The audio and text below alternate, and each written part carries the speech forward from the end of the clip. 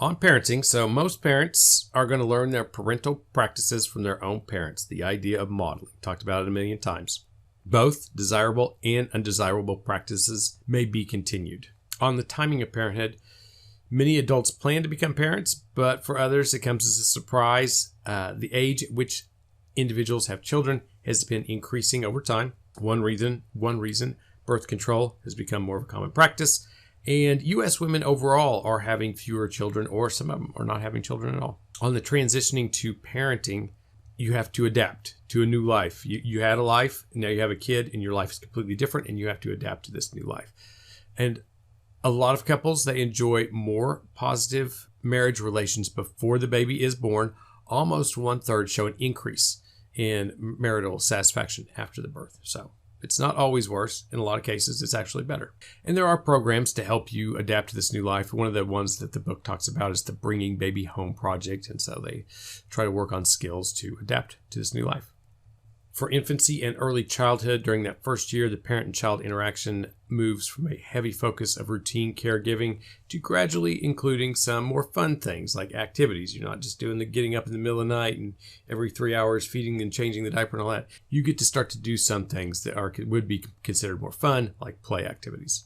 In early childhood, interactions focus on matters such as modesty and compliance, bedtimes, trying to control tempers, fighting, eating, dressing, and attention seeking. Those are all definitely things that I encounter quite frequently.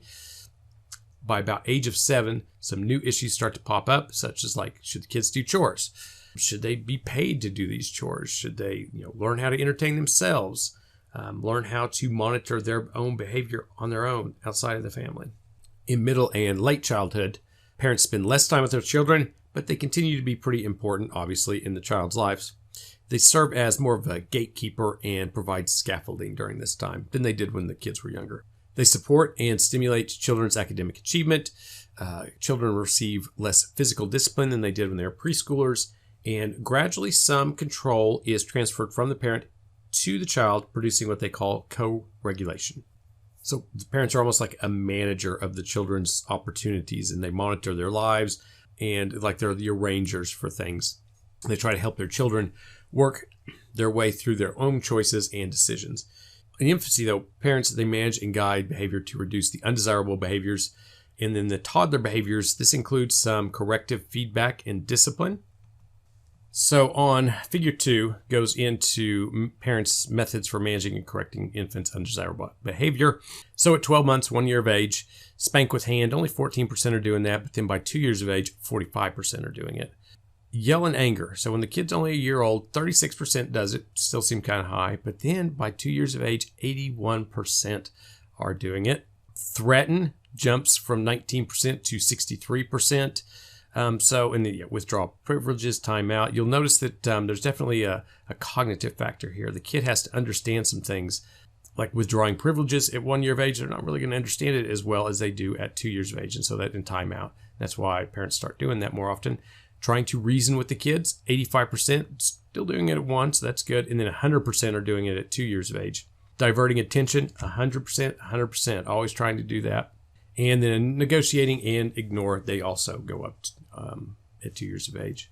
And then also, so this idea of being a manager, parents can serve as regulators of opportunities for their children's activities. Mothers are more likely than fathers to have a managerial role in guiding and managing children's activities, but not always.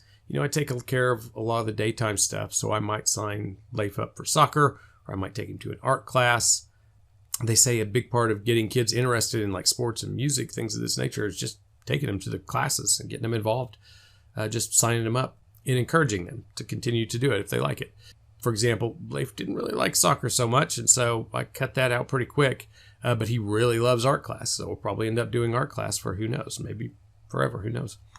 So I guess one of the ideas here is to you try to find out what your kid is interested in and sign them up, take them to the class, and then to encourage them to do well. Just kind of as a side note, even though he didn't like soccer, me personally, I'm going to try him with some other sports and try to find what he likes. Not necessarily that he needs to do well in sports, but I do think it's important for him to be physically active. So, but that's my opinion.